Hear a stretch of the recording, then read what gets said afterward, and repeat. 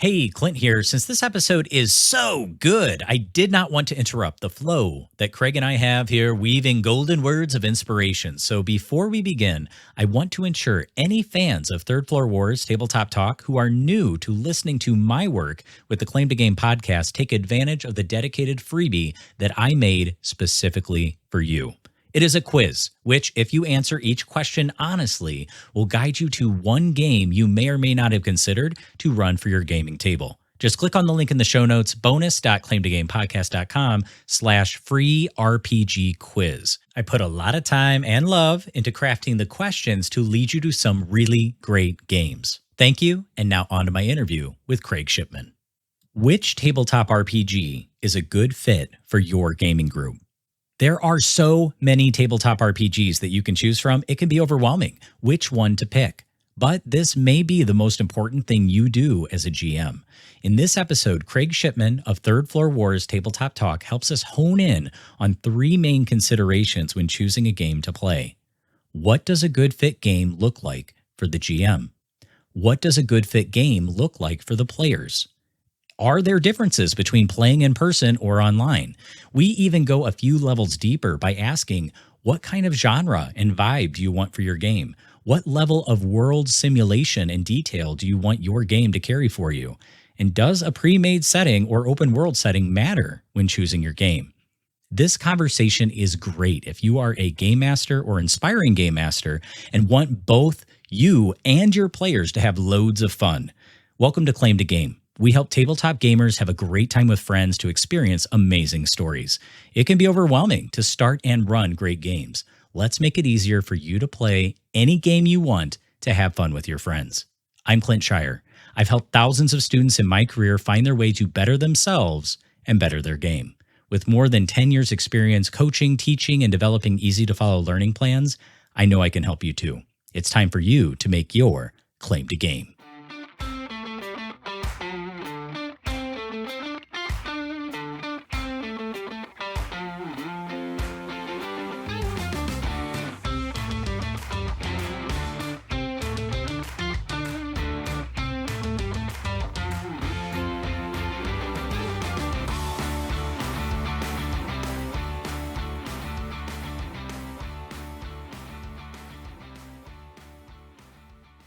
Today, our focus is how do I decide what game fits my table?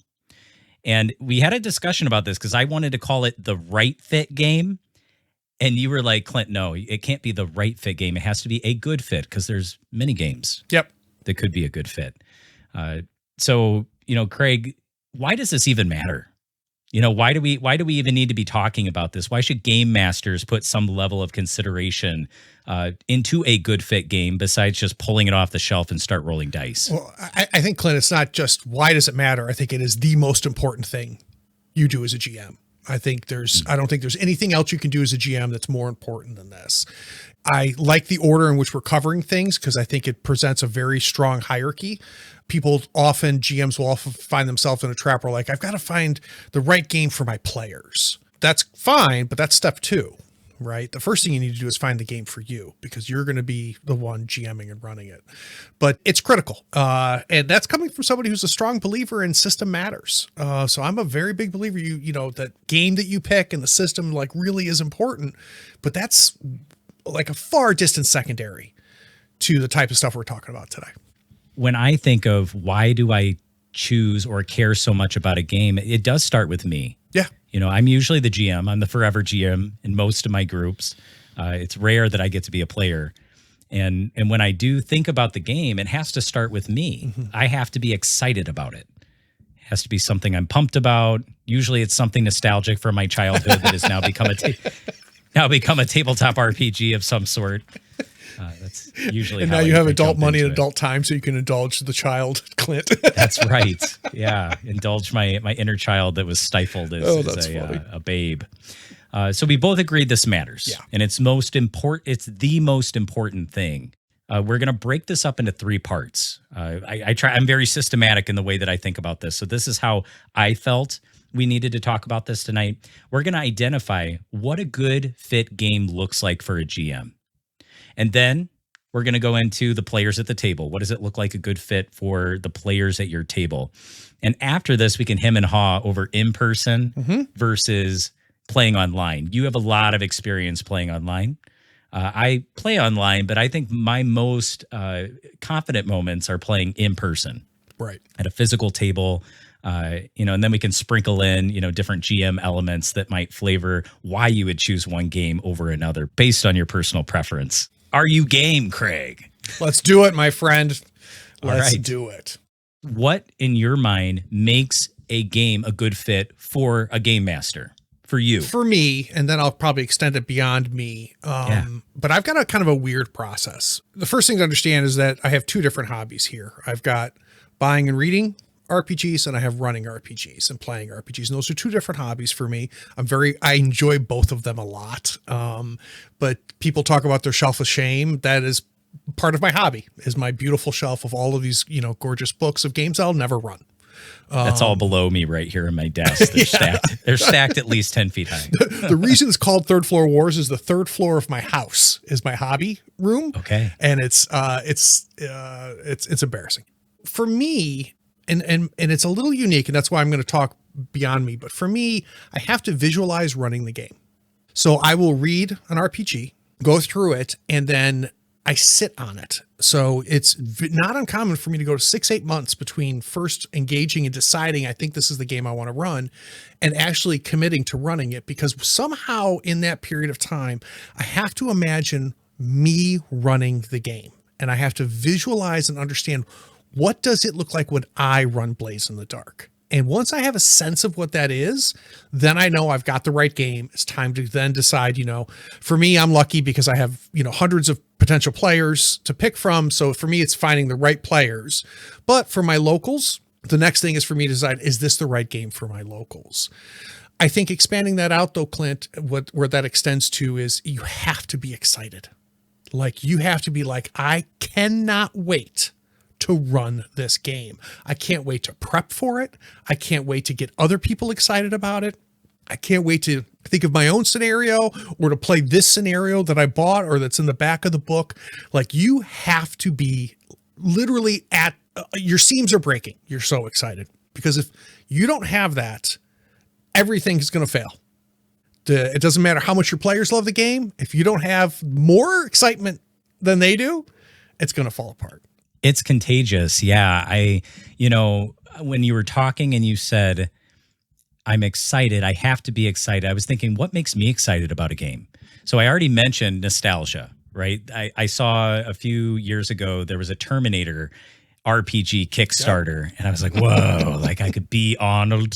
Like finally I can kick ass. Like I was so pumped to be Arnold Schwarzenegger and be a Terminator. Or there was a Turtles game that was kickstarted and is still on its way. It's been kind of a long slog to get that actual physical copy out in the wild. But there's always some sort of nostalgia for me. There's something that I liked in pop culture that has now been turned into a game. And I recently did an episode, I think it was episode 31. I talked with Aaron Ermit from the Lore of the Rings podcast, and he had played D&D before, but he didn't know that there was the One Ring second edition. Oh, it's so good too. Tabletop game. Yeah, it's one of my 10 feet tall stacks that are underneath me. Great game. All the source copies from Free League Publishing. Just beautiful world building, amazing art. Yep. And mechanically sound too, like mechanically built to tell not just a generic fantasy game, but mechanically built to tell a fellowship game. Yeah. And that's the fellowship is what makes that such a great tabletop game, because you are a team of adventurers telling a collaborative storytelling game with one goal. Yep. Right. There's one goal that you're all at it, and it's pretty cool. So it's nostalgia. But there's also other aspects that make something exciting for me as a GM, and it really goes inward for the kind of template that I like. What kind of games do I lean towards? I like games that are more narrative. I'm more of a storyteller. So real quick on that, Clint, when you say more narrative, like we all toss this around with this term. What exactly does that mean for you? When you say a game A is more narrative than game B, what does that mean? Yeah. So for me, a narrative game means that the narrative and the storytelling take precedence over the crunchiness of the rules. And crunchy is, we're going to get into crunchy. Yep. We're going to get into what crunchy means. To me, crunchy means that there are very specific mechanics that control the outcomes of what my character can and cannot do. There are some games that lend that make it a little looser. Mm-hmm. I think I'm jumping around to different systems here, but I played the Star Wars tabletop game by Fantasy Flights. Another favorite of mine. Yeah. I love that dice pool, right? Because the dice pool will allow you to fail, but in an interesting way. No, the narrative dice system is amazing. So that's, to me, a more narrative game focuses on mechanics that help you tell a good, well, I shouldn't even say, there can be great stories with tough mechanics, hard mechanics, unforgiving mechanics, but I like the ones that are more loose, where, you know, I can still have fun and my character can still kick ass.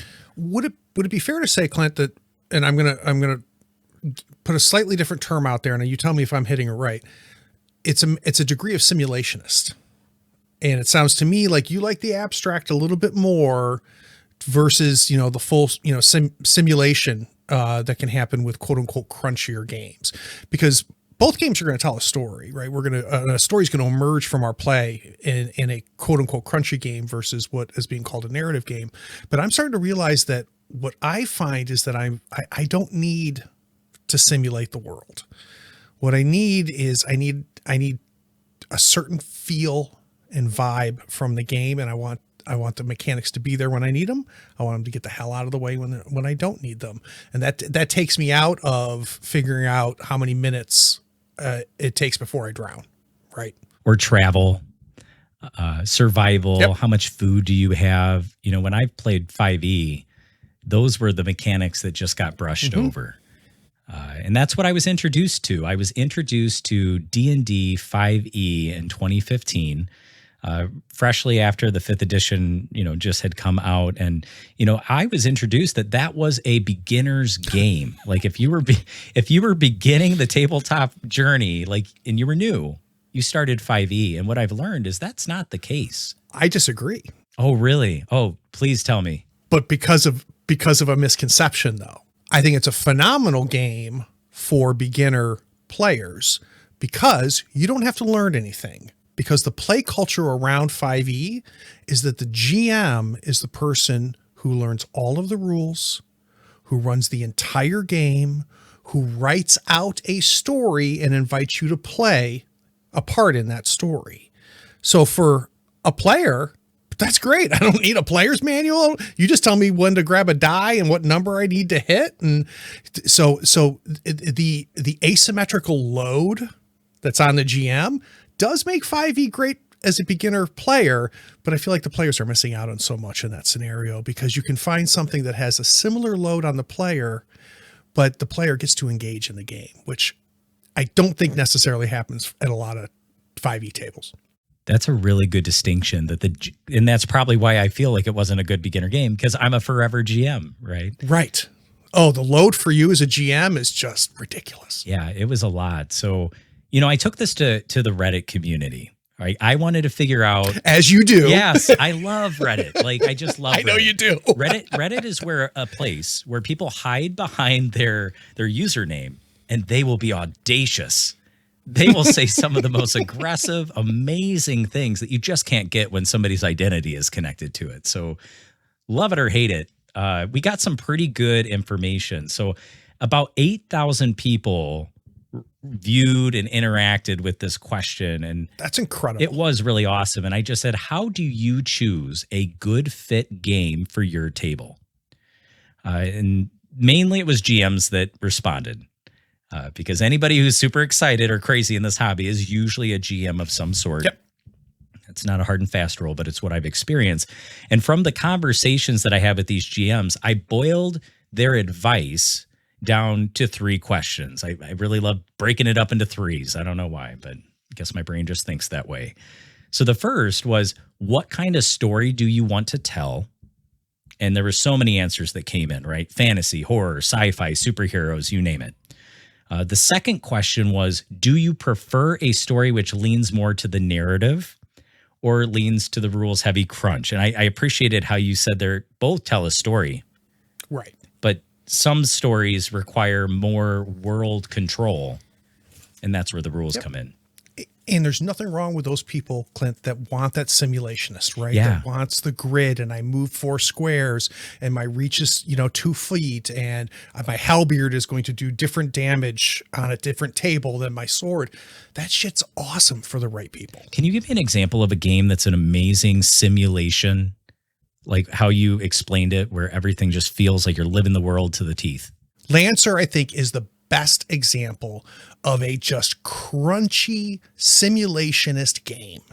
I have zero interest in playing Lancer. But man, if that is your thing, like Lancer's right there, because the role playing piece of it, where I inhabit a character and speak in a first person and make decisions in a first person, that occurs, but it's secondary to that tactical building your mech, fitting your mech, maintaining your mech, pulling out the minis and fighting a battle on there. And it's elegant at the same time. It's not clunky like I think some simulationist games can be. It's very elegant, but it is a simulationist game, which is funny because it's a mech game, right? But yeah, and again, even though I have no interest in playing Lancer, I've always put that very, very high on a pedestal for, like, if you want like to freaking play. And the thing for me, Clint, is part of the reason why I don't do this. Like, I can play mini war games to scratch that itch, because it's a wonderful itch, the tactics and the strategy and the beating of the game, right? Like, I get that in my mini games, so I don't look for it in my RPGs. But for some people, they look for it in RPGs for both. Yeah, my buddy Jonathan Eisman, friend of the pod, he said that he's read through the Lancer book several times and still doesn't know how to play. So my advice to him is he needs to just start running it.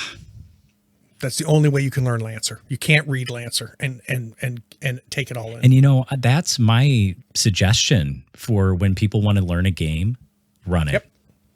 And that was one of the pieces of advice that came up time and time again. You want to learn it? Go run it and learn as you go.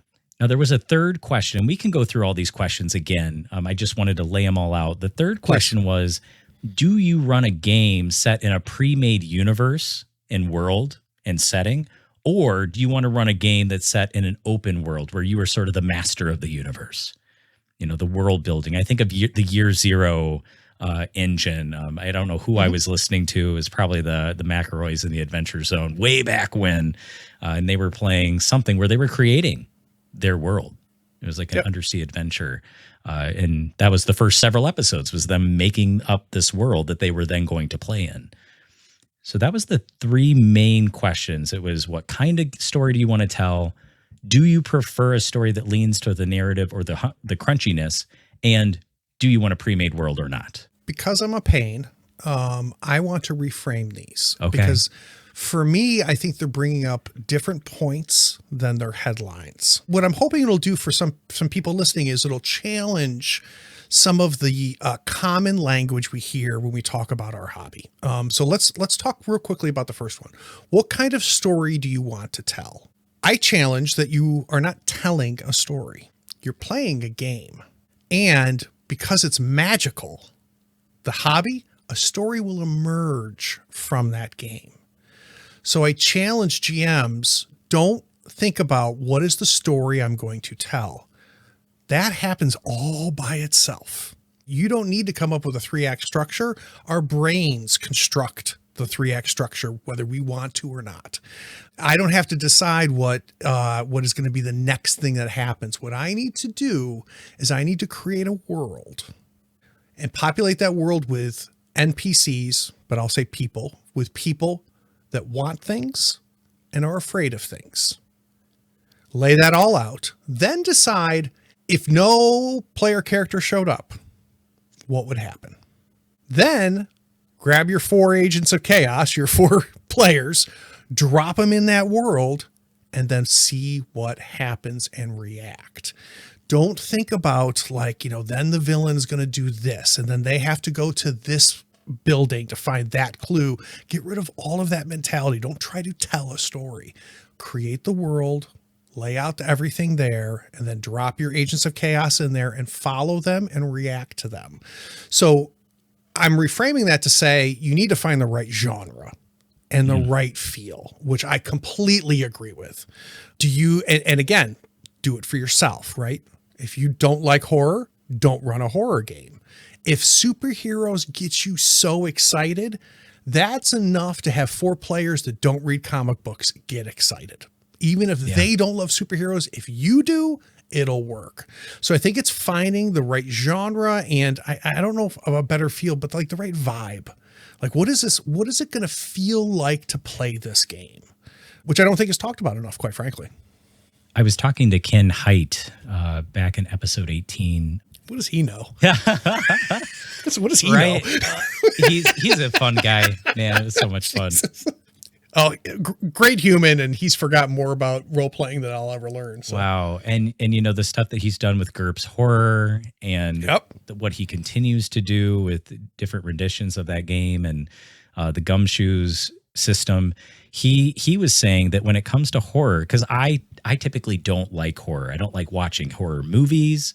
My mom loved them. I don't want to read a horror book. But he said horror is not so much about, that scared feeling. It's playing with your phobias, but not leaning into people's traumas. I totally agree with that last part. That last part is big. And that was beautiful, because that's, I think, my fear. Is I'm going to play a horror game and something traumatic to me is going to pop up. And you have a better chance of it happening there, but it's not the only place it could happen, right? It could happen potentially in any genre. Correct. That's why safety tools are really important. You and I could talk for 3 hours about safety tools. Yeah. But no, I agree. I find, so I'm not only a fan of horror games and running horror games, but I love horror books. I love horror TV shows. I like the movies too. Like that is my favorite genre of entertainment. I recently, I've been trying to, I was on a journey to try to figure out why. Why do I like horror so much? Because I am a normal human being who does not have heads in my freezer, right? Like I'm not that's not who I am, right? I'm glad. Why do I, this is good, right? Why do I like it so much? And I feel terrible because I cannot remember the name of the podcast. It's 2 women that have this phenomenal horror podcast. I'll look it up, Clint, so people can check in the show notes and see which one I'm talking about. But she nailed it. What she said in her book, and I'll send the book title as well. It's a great book. What she said is that horror gives you a safe place to feel danger. When you're watching a horror movie, when you're playing a horror role-playing game, when you're reading a horror book, you can pause it, you can turn it off, you can close the book, you can stop at any point in time, but it allows you to explore some dangerous things in the complete, total warm safety of not being there. And it can be very cathartic, and that's what it is for me. And I think for a lot of horror fans, it's very cathartic. If that's an experience you don't even want to go through in a safe place, then it's not for you. Well, and that makes sense, right? It's sometimes bravery, right? Let's flip it on. Any emotion is really what makes tabletop so cool, is that you're living these things that maybe you don't live in your everyday life, or maybe you do and you just don't realize it. Yep. A lot of times we discover things about ourselves as we play. It's very true. One of the few hobbies that does that. Yeah. All right. Let's rephrase question number 2. So question 2 says, do you prefer a story which leans more to the narrative storytelling or rules heavy crunch? I think we've already kind of reframed that a little bit. Whereas I think that it's a matter of level of simulation and the amount of detail do you want the game to carry for you, or are you willing to abstract some things, right? And I think one of the perfect examples I talk about that I think shows abstract versus simulationist is I'm a thief and I want to sneak into the castle. Now in 5e, I'm going to keep making stealth checks. Stealth check for the first guard, for the second guard, for the fourth guard. I hear it jokingly called roll till you fail, right? Compare that to Blades in the Dark. Blades in the Dark says 1 roll. Let's figure out how you did. Right. And then we'll go through guard 1 and guard 2 and guard 3 and play it out. And it'll be awesome because we know I succeeded, or I exceeded with complications or whatever it might be.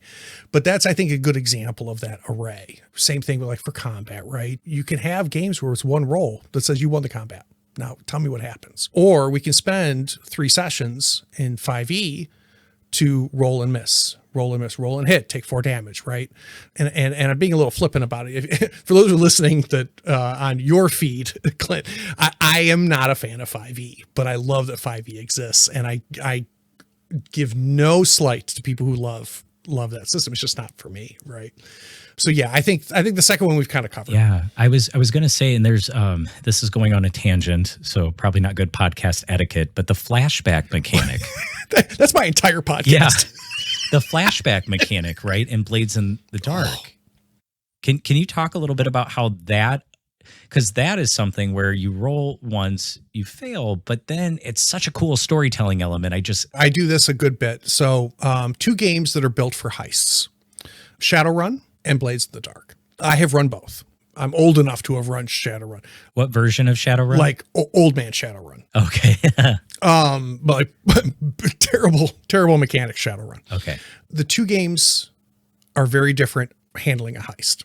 With Shadowrun, it's a more traditional situation, which is we're going to pull out a map, the players as their characters, and mostly just the players as the players are going to come up with a plan. Here's our plan. Here's our plan B. Here's our plan C. What if this happens? You got to make sure you pack explosives. I'm going to make sure I have these spells ready. Well, what if this happens? Oh God, we got to go plan D now, right? And it can go 2 or 3 sessions in Shadowrun where you are planning the heist. For some tables, that's amazing, right? That process is why they play the game. In Blades in the Dark goes, what's your target? What are you trying to do? Okay, let's start. And you're like, well, I haven't planned anything. You, the player, have not planned anything. You are correct. But you are not a good thief. Turns out your character is, and your character has done all of the planning. So let's figure out how well their planning is. So you drop the player and their character into the situation the heist has started. The character has planned this out. They are a master heist actor, right? And what'll happen is I walk up and I say, "Hey, Clint, there's 2 guards that are guarding the vault." And you go, "It's a good thing that 2 days ago I figured out who the 2 guards were going to be on this shift.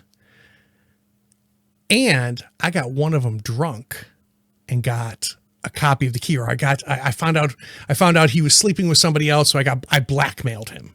So he's going to let us through." It's like, oh, that's interesting. Let's flash back to that moment. Let's see if it was successful or not. And let's bring us back to the present.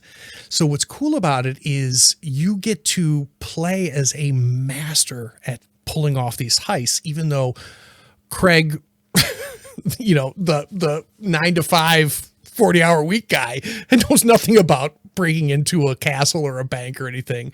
But I'm playing, Alfred, who's been doing this his whole life. So yeah, I think that's a good example of that.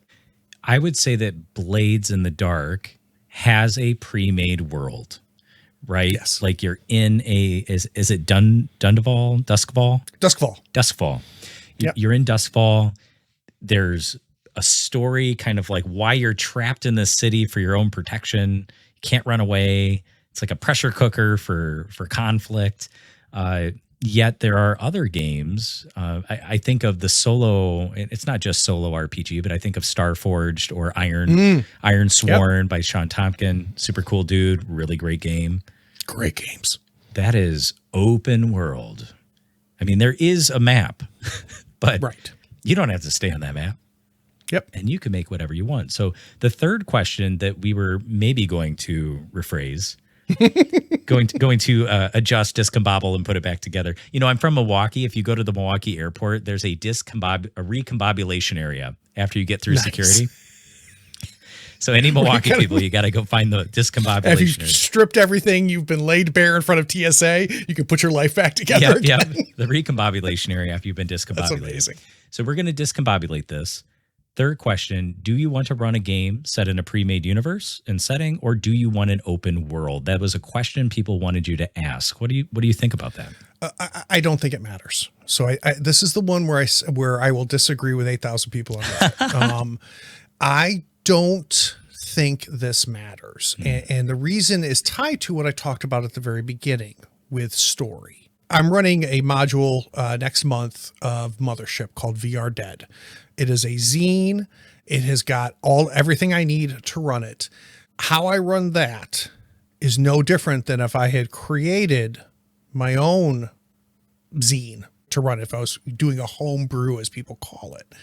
And the reason it's not different is the only thing that's different is, do I have a pre-made a setting and NPCs and what's these NPCs want already printed for me? Or do I need to decide what that is? But after that, it's all the same.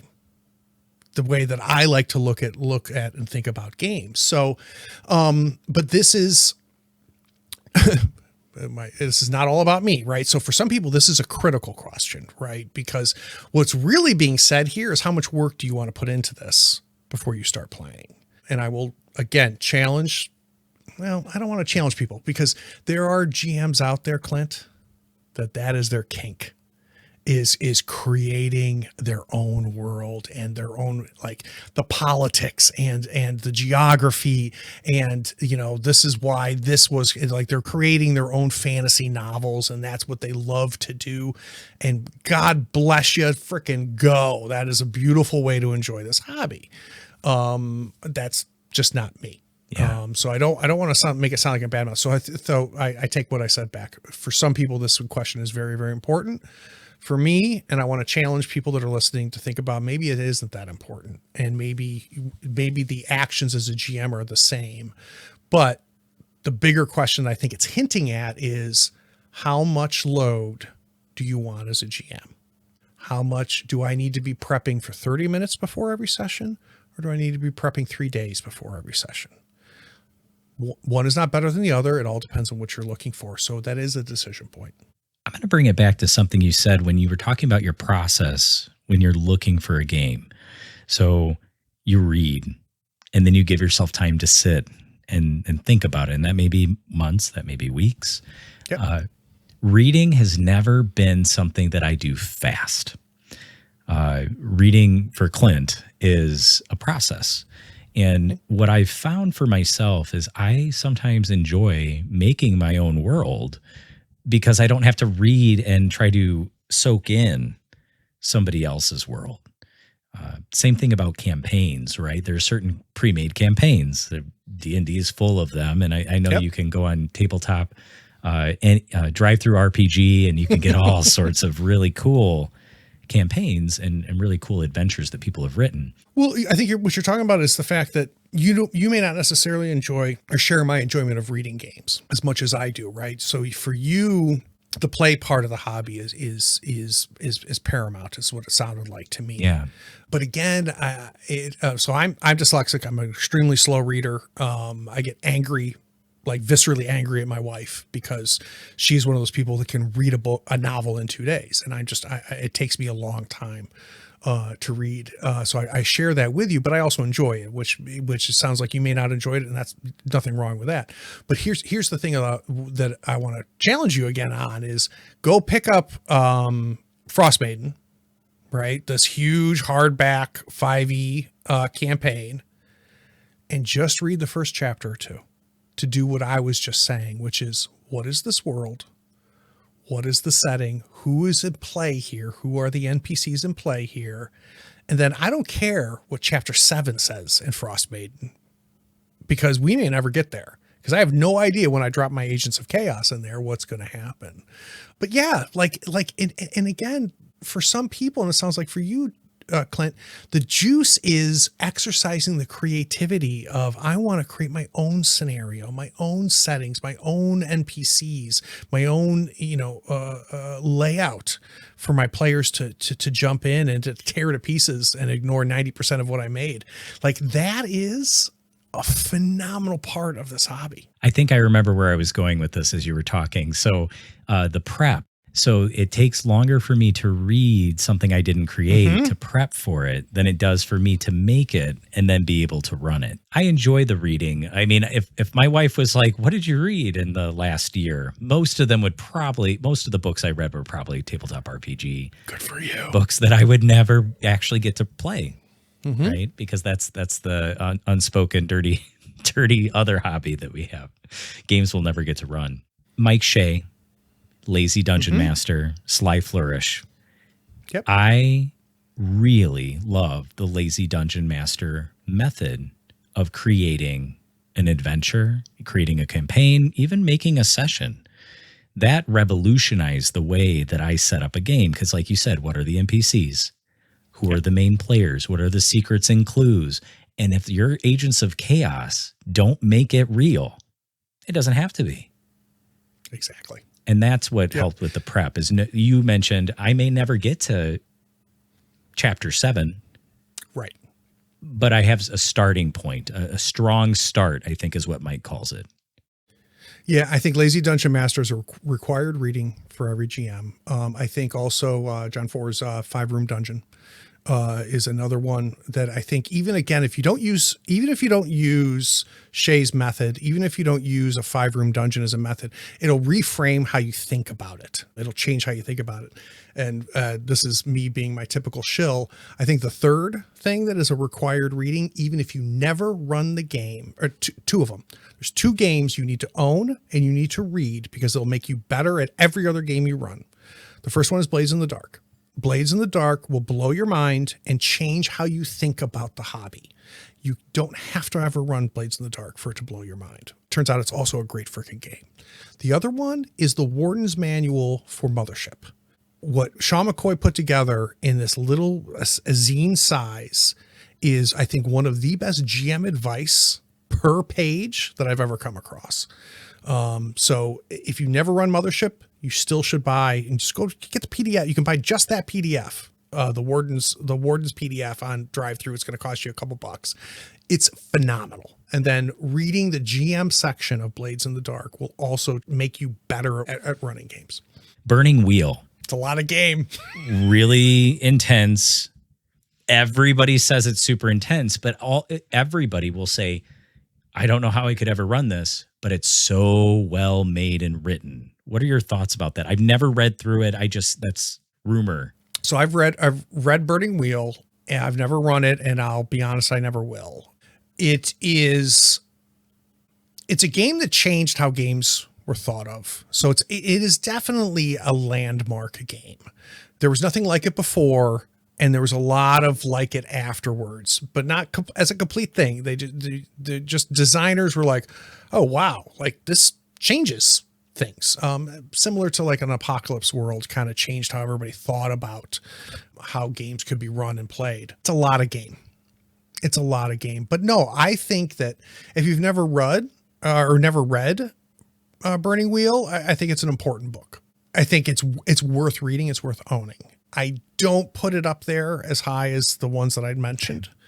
You also could read Mike Shea's complete works. You could read 5-Room Dungeon. You could read Blades in the Dark, and you could read the Mothership Warden's Guide 20 times before you finish Burning Wheel. A lot of game, a lot of book. Yeah. But again, here's my commentary about Burning Wheel. You'll never hear someone go, what do you think about Burning Wheel? And they'll go, it's fine.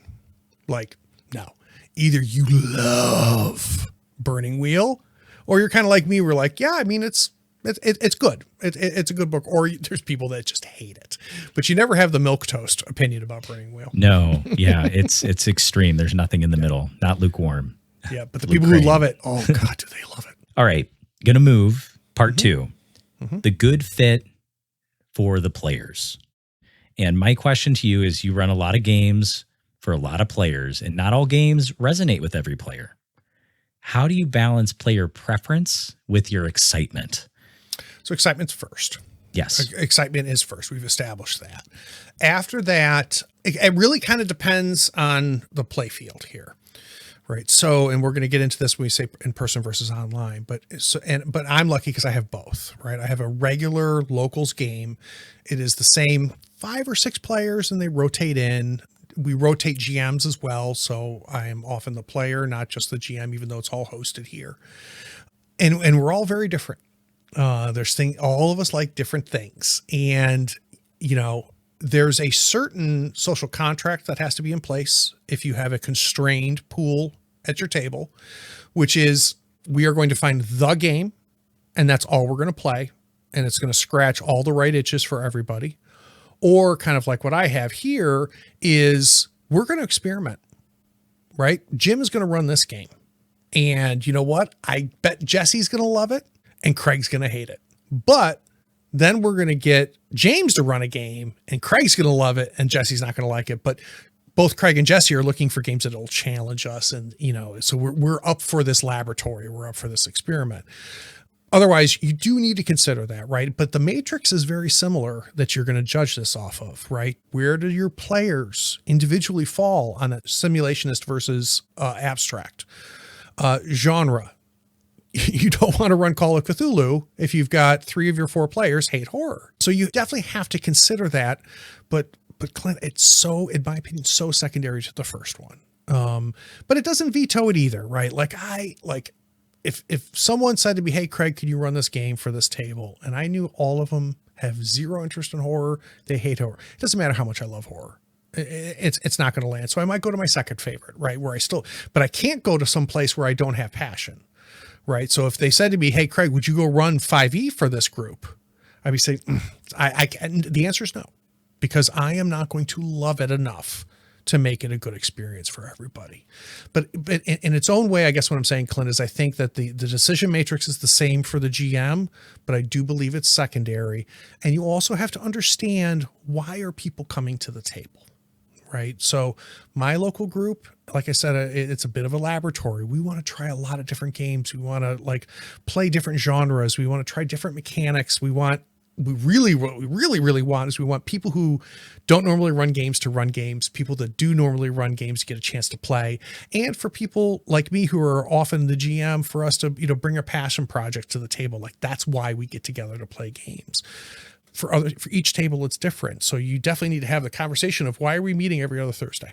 Is that from experience where you've been at a table or been in a group where there was not a social contract? Or did you just know going in, this is how I want to come to this hobby? I think the contrast for that, Clint, the answer is no, but that's because my local games for the past 20 some odd years that I've been playing are curated. But the comparison I'll give is the difference between my home game here and playing at a convention. When you play at a convention, whoever signs up, and you don't know what that GM is unless you know they're, know them by name. You don't know what you're going to get into.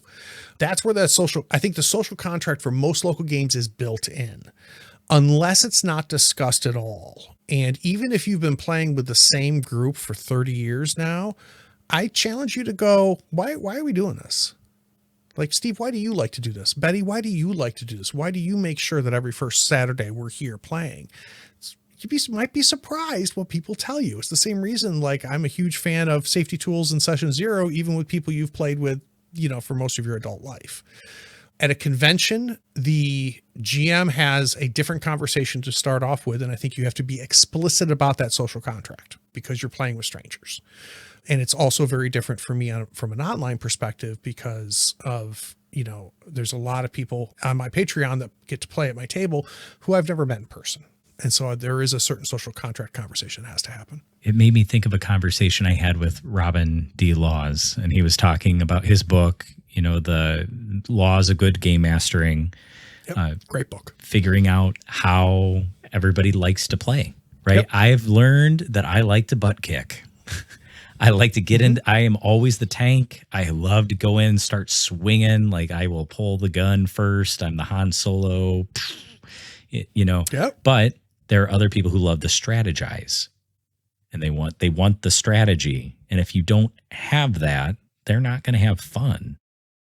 And so that's part of the social contract too. Like you said, asking them, figuring out why they're there. That is so important. Yeah. Understand the alchemy, right? Understand the alchemy. And part of that social contract is too, Clint, is that sometimes when you want to pull your blaster out, you know that I think Betty kind of wants to do some planning here. So you know what? I won't grab my blaster this time. That's part of that social contract. Sharing the spotlight. Yeah. And in the same way too, that when the GM puts a clue in front of you or puts a lead in front of you, you need to figure out why your character is going to follow that lead. Because part of that social contract is that I am here to engage in the game. So, you know, don't be that girl or that guy that says, oh, that's not what my character would do. Like, that's not why we're here. So stop it. I'm also a method actor, according to Robin's terminology. Yeah. So I'm the guy that's like, my character would do this. And I've learned the hard way. Some people don't have fun with that. I can ruin fun. Yeah. And I think that it can be fun because the activity you're going through there is trying to inhabit a character. What I talk to about with a lot of other people is don't come in there inhabiting a fully fleshed out human or dragon, whatever the hell you're playing, right? A fully fleshed out character. Sketch out your character, let them be their own thing, and then hop in and discover your character through play. I think that you throw away your 3-4 page backstories, just put a sketch together. And then I think our method players might realize that there's an incredible amount of joy of discovering who Gargar the Barbarian really is. And the only way to figure out who Gargar is to have Gargar in the world, facing adversity, and most importantly, making choices.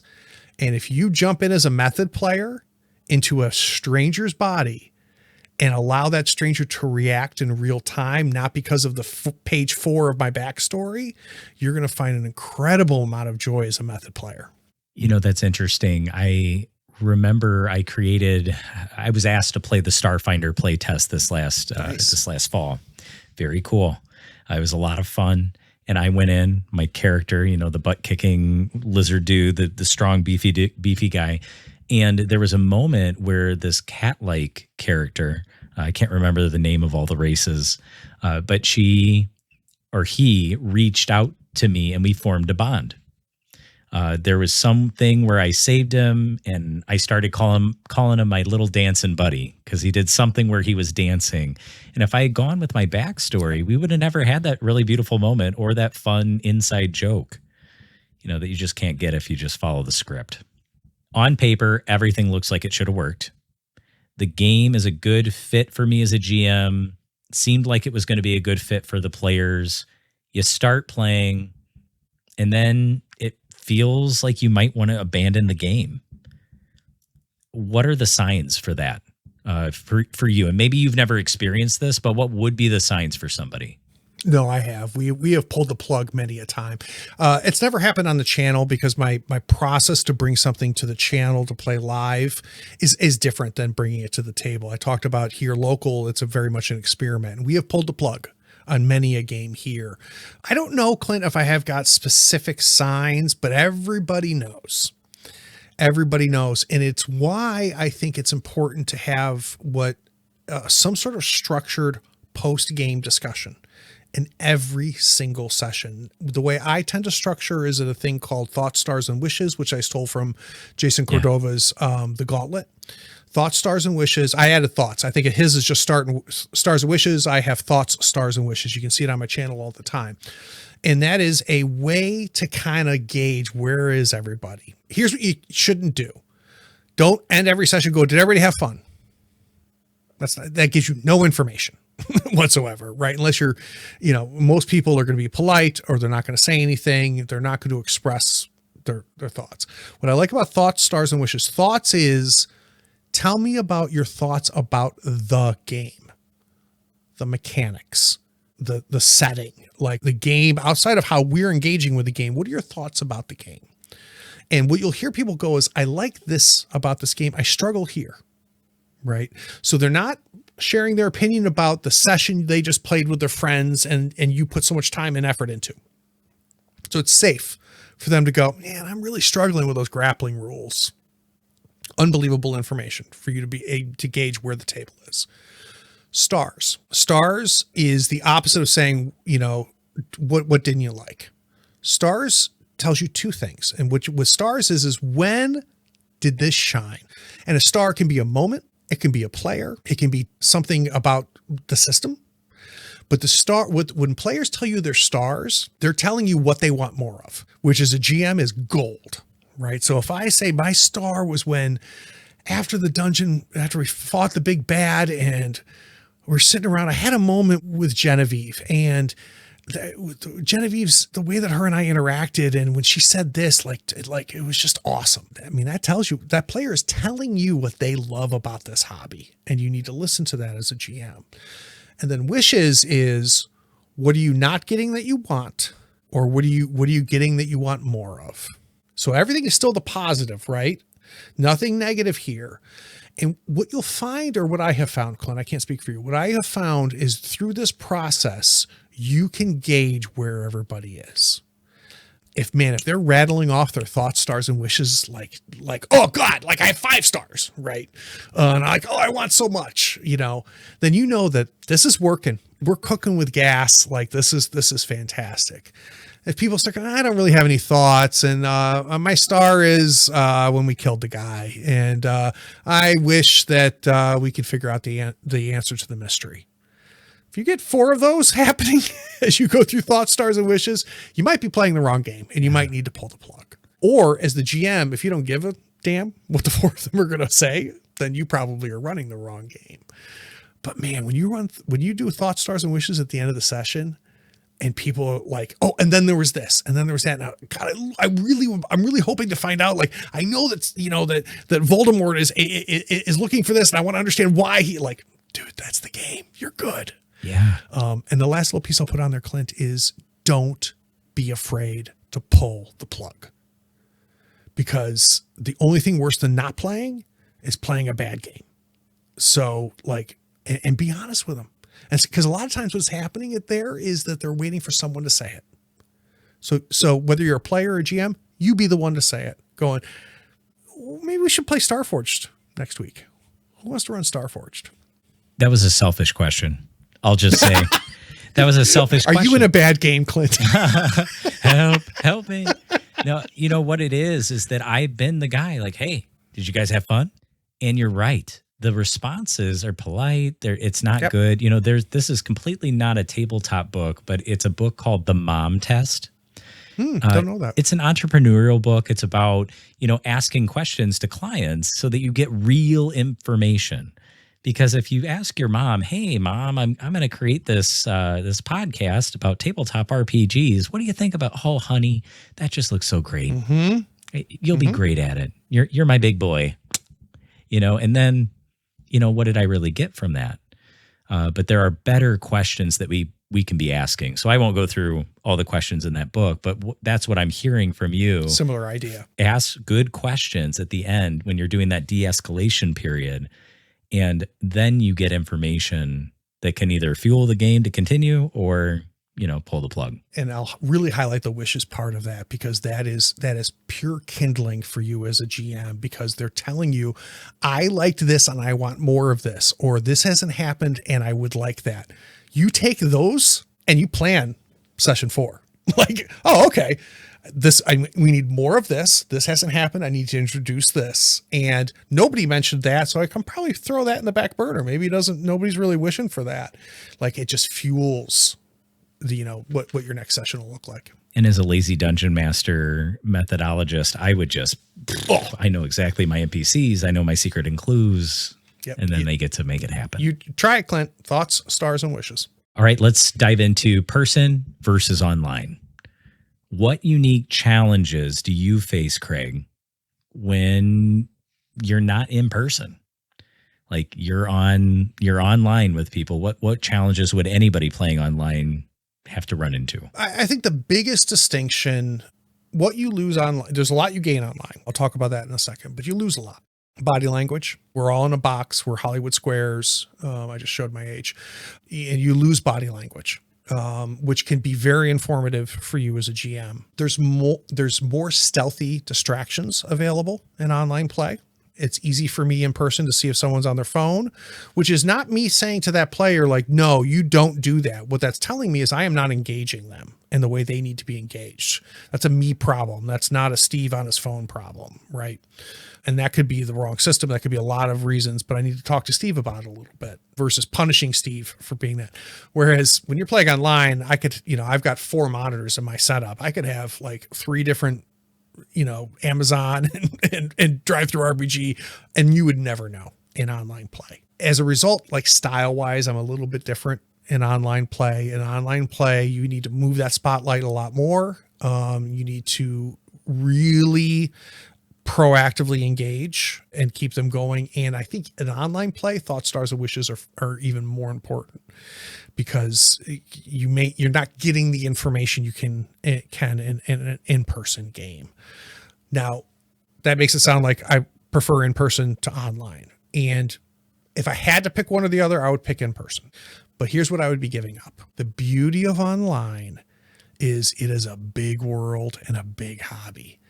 And one of the things that I love about my channel, Clint, is I have played with over 50 different, I've run games for over 50 different people that I never would have met, never would have engaged with. And my growth as a GM has come from having so many different people to engage with.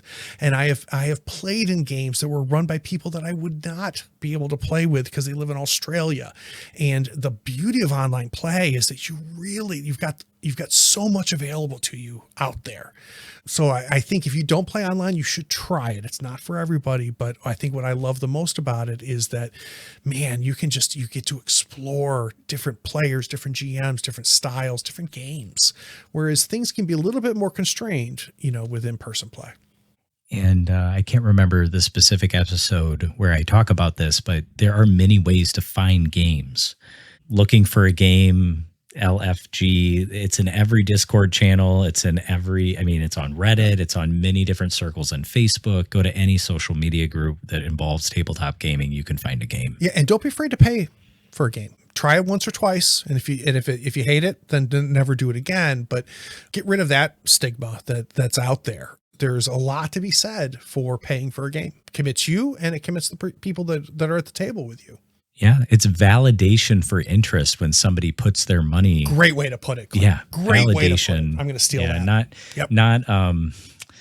It's some people think it's like you're not as genuine or something if you're charging, and it's not the case at all. No, just the opposite. I literally have skin in the game because I paid for this. Yeah, I dropped money, and sometimes it's no more than $10. It seems like a lot, Clint, because normally we don't do it, right?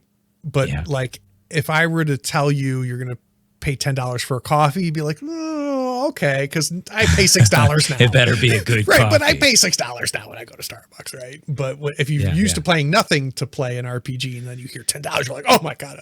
But it's for many people, it's nothing. So I definitely encourage you, if you've never paid for a game, you should. Yeah, that's actually how my cousin, Andy, he was actually on the pod. I don't think I said he was my cousin on the episode, but now everybody knows. Cat's out of the bag. Insiders. Yeah, those Shires. He actually got into the hobby because he was going through his master's program, and a bunch of people from the master's program decided to get together and pay a GM. That's so cool. To play the game. And he's like, this is wonderful. And now he wants to do it himself. So it's contagious. Oh, that's great. Oh, that's a great story. I was thinking of unique challenges with in-person, and I found that it's harder to get people together. Yes. Unless you have that 30-year group that just does that as a part of their normal time. It's a bigger commitment, right? It's actually something I should have brought up, and I don't know if I've ever even thought about it, but there's 2 levels of commitment here, which is Clint reaches out to me and says, hey, Craig, can I steal an hour and a half from you on a Tuesday night and let's record a podcast together? Psh, yeah, dude, I got you. Let's do this. Right.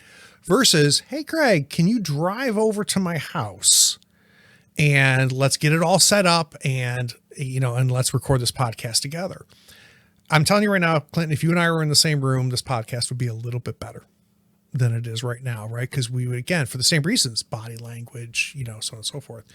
but it probably wouldn't have happened, right? It's much easier for me to go, yeah, I can be downstairs doing the dishes until 5 minutes of, I come up and I spend an hour and a half, 2 hours with Clint. That's not that commitment. If it's going to be going to Clint's, that suddenly becomes the whole day, the whole evening now is devoted, to that. So that's a really good point is the balance is a little bit easier in online play. I don't think I fully have thought about that before. My dream would be to have an in-person, once-a-week game, long-term campaign in a game that I love with friends that I love, right? Utopia. Yep.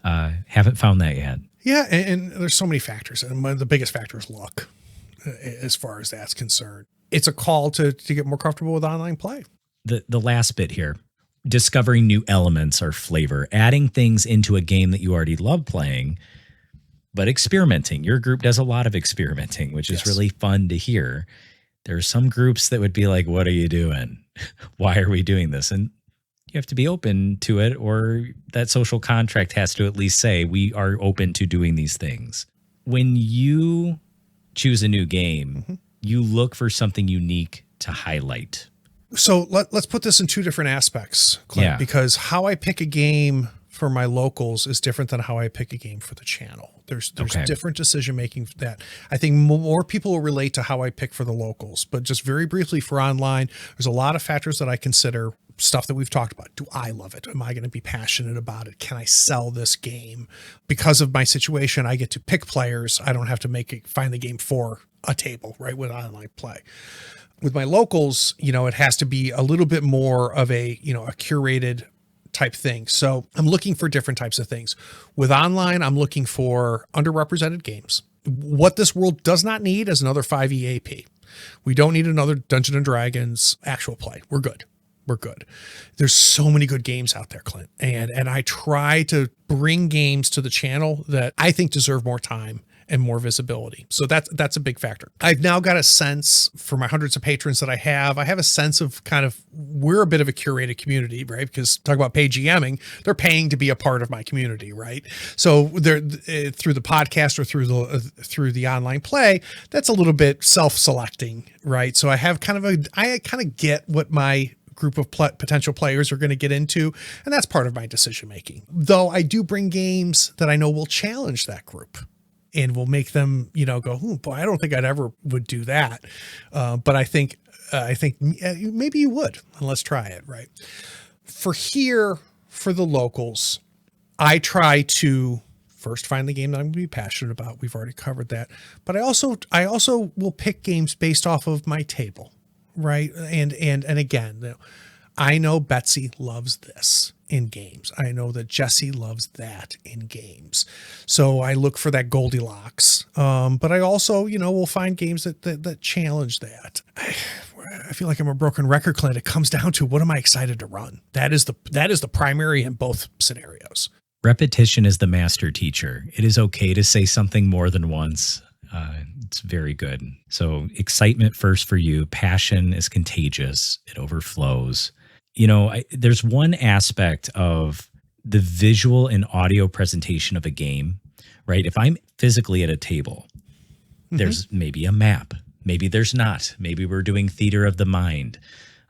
When you're playing online, do you try to use more of your voice and more of your talking and more of your, speaking to engage? Or do you use a virtual map? Do you use video with audio, right? Music?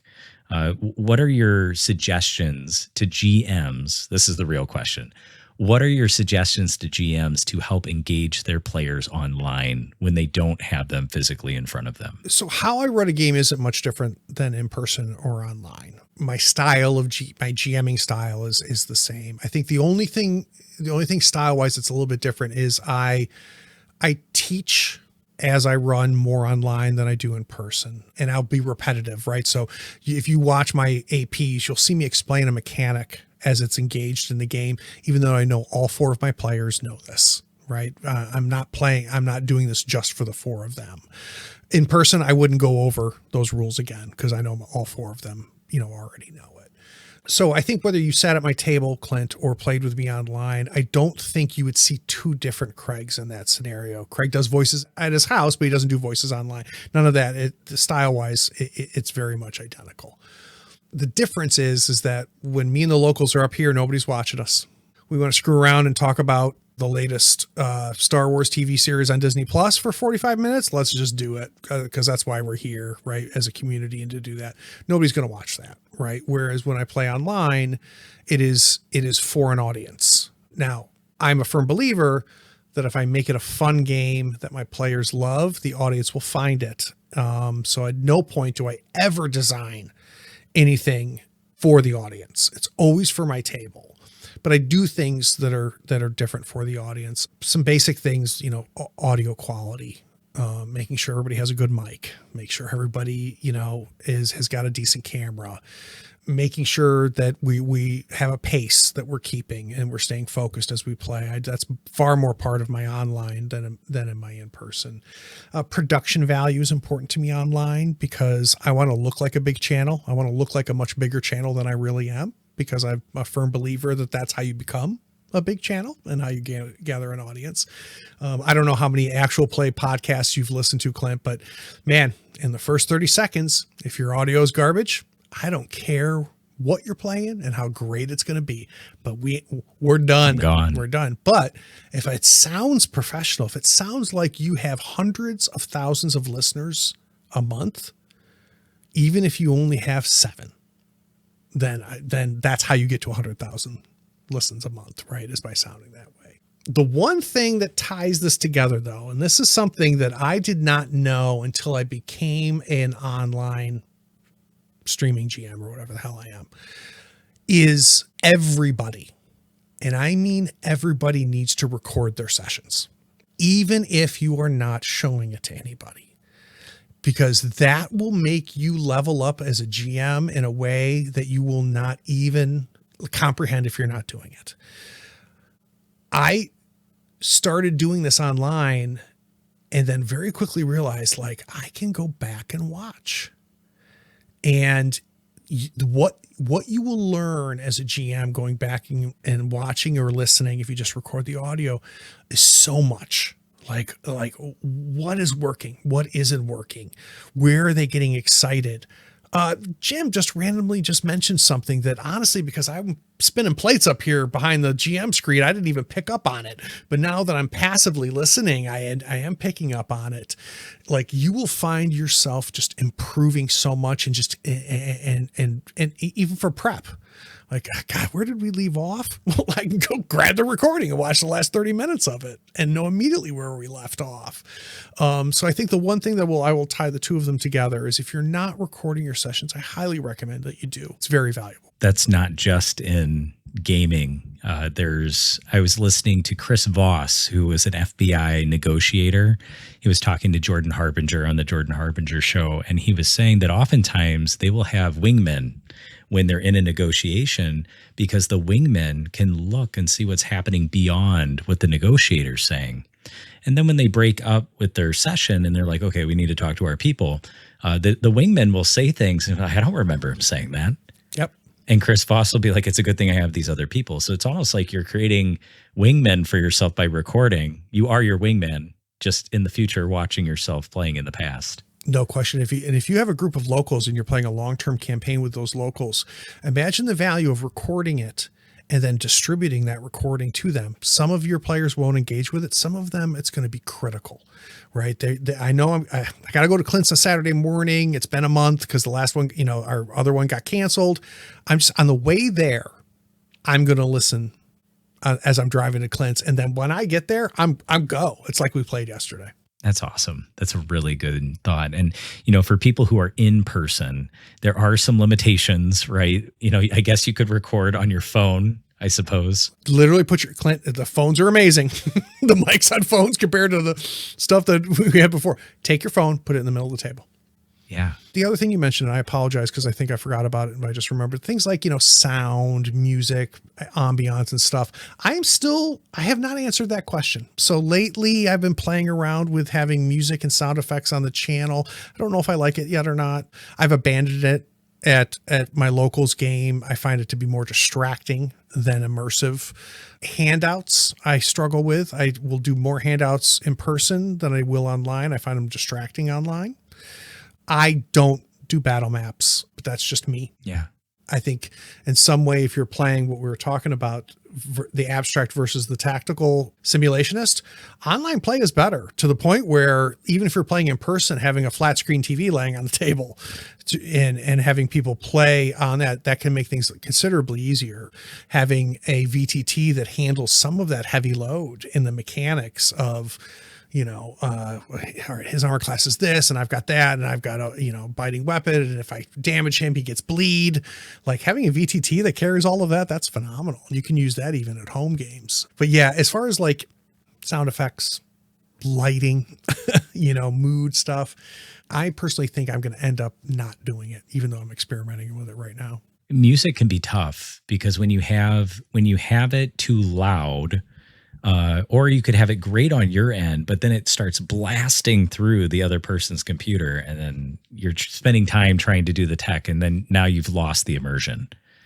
Completely. That's a bummer. That's a good ad for Sirenscape. One thing I love about Sirenscape is that each of your players control their own volume, or they can just not engage it at all, versus piping it through the live feed of your voice. So for those of you that are playing with it, Sirenscape, I think, is free. What's one big thing that's nice about Sirenscape is that players can engage with it or not engage with it. It's completely up to them. And if they do engage with it, they can have it loud or soft, and it has nothing to do with how you're broadcasting it. I'm going to ask the question I always ask people. And I like this question because there's something about the economy of words. So only giving somebody a certain amount of words to speak, you have to choose your words wisely. I want you to give me a 10-word phrase that is a takeaway for all of our listeners. The listener listening right now, the person who's going to be sitting at the table, like when it comes to choosing a good fit game for their table, what is a 10-word phrase that they can remember to help them, whether they're a GM? I think maybe the GM, let's focus on the GM, the person who's running the game. So I feel like I have to write a haiku when you say, I'm sitting here going, what? So I know what you're saying with 10 words, though, is keep it short, which is, if I have to boil it down, Clint, the headline for what we've been talking about is find something that excites you enough that'll excite the table. I think we went into a lot of details and the things beyond that, but I think that's the headline, which is find something that you're excited about enough to excite everybody else at the table. Thanks, Craig. Thanks for meeting with me. Where can people find you? Yeah. Where can they get more tabletop talk? My main two avenues is I have a podcast called Tabletop Talk. The focus of Tabletop Talk is me interviewing creators, from people who make scenarios to people who make games. I've had some of the largest names in tabletop gaming on my channel. I've had a lot of people you've never heard of. It's a nice mixture of the two. But if you want to understand how those books on your shelf got made, from the very beginning idea to kickstarting them to publishing them out, it's a podcast about the creative process, but it's focused on tabletop creators. So that's Tabletop Talk. It's everywhere. Yeah. Any podcatcher has it. The other avenue, if you want to see me run games or hand-picked guest GMs that kind of embody what we've been talking about today, Third Floor Wars on YouTube or Twitch. I've got hundreds of APs that you can peel through. More than half are horror. Just big shocker.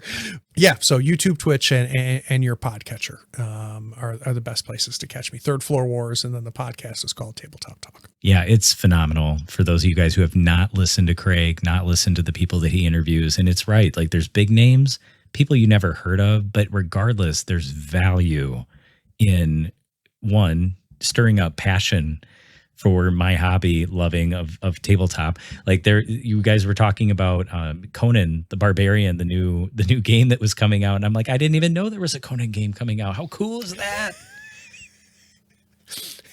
I've been told that I'm the most expensive free podcast you'll listen to, because you listen to these people that are making these games, Clint, and their passion that's behind it. You're like, I need to buy this game. Like, I never thought I'd be buying another Conan game, but after hearing about the process that they went through to make this and the passion behind it, like I've got to Yeah. own this game. But I'm going to put you on the spot, Clint, because though there's people on your feed that just heard me talk about my stuff, but there's people on my feed that may not know about you. So we found each other mutually because we're mutual fans of each other's podcasts. And one thing that I think is fun is that we have two very different podcasts, but I love that we both admire the work of each other. So Clint, for my listeners on my feed, where do they need to go? Yeah, so I run the Claim to Game podcast. We're pretty fresh, pretty new. It started in 2024. You can find me on any podcast listening application or wherever you listen to podcasts. You can also find me at clint.scheirer.com. We have a Discord community. It's pretty tiny, pretty small at the current state, but that's a place where you can learn how to tell good stories. That's what I am most passionate about, getting people together to tell amazing stories. And that's what this hobby does. On my podcast, I bring people that are creators, but also people who can give advice about how to be a better GM. Not even better. It's not a bad and a good, like how to hone your craft to have more fun. And if you're how to level up. Yeah, how to level up, how to level up, how to also engage your players. And if you're a player considering to be a GM and you're like, oh man, I got imposter syndrome, I don't think I can do this. You can totally do this, and you're going to bring your own flavor and your own passion to it. So highly encourage you to check me out. And also, if you're on social, I am on one social platform, and that is Threads. So if you want to find me on threads.net/@clint.scheirer, that's another place you can find me. I got to get you over to Blue Sky, Clint. So for my feed, your listeners already know this or may not have heard it phrased this way, but my listeners that have not heard of you need to know this one. There's several things that I love about Clint's podcast. One is, unlike my podcast, it's very bite-sized. Clint is very methodical about boiling things down. It's very focused, and it's easy to consume. And that is a huge thing, Clint, that you came out of the gate for. 2, you sound like you have 100,000 listeners a month. And I think that is a big deal. Your sound quality, the amount of time and effort you put into planning of your podcast, the quality of your podcast is phenomenal. The last thing I'll say is that I find Clint's podcast very actionable. Clint obviously, as you probably have picked up on, has a background in consuming a lot of, what is that kind of media called? Not self-help. There's a term for it, right? Which is, understanding how to say, I have a problem and I want actionable solutions. I don't want to talk in the abstract. I want to say, here's the 4 things here's the 3 ways to do this. Here's 7 things you need to think about. You do a great job, Clint, of applying that type of mentality to this hobby. And it makes you stand out. It's very, very unique. So for my listeners, if you want a great 20 minutes, 15 minutes, 30 minutes, and you're going to get done with it, and Clint's going to close it out by saying, here's 4 things you need to think about. Here's 3 things that you can do. Claim to Game is phenomenal. Thanks, Craig. My heart feels so full right now. Well, as it should. Cool. Well, dude, I had a blast. This is so much fun. I did too, Clint. And the one thing that we need to make a promise to each other is that you're going to play in one of my horror games. Oh my gosh. I'll leave my phobias at the door. This is a lot of fun, brother. Thanks for having me on. Thank you so much, Craig, for taking the time to share your wisdom and experience in what to consider when choosing a good fit game for your gaming table. And if you made it to the end of this episode, you are elite. And I do not want you to forget that if you want to explore some potential good fit games for your group, you should check out the free RPG quiz. Answer each question honestly, and it will guide you to one game that you may or may not have considered to run for your gaming table. Just click on the link in the show notes, bonus.claimtogamepodcast.com/free RPG quiz. Also, Craig convinced me. I'm now not only on Threads, but I have made my way on over to Blue Sky. Find me now at clint.scheirer.bsky.social. Join us next time as we find the best ways to have great times with friends and experience amazing stories through tabletop role-playing.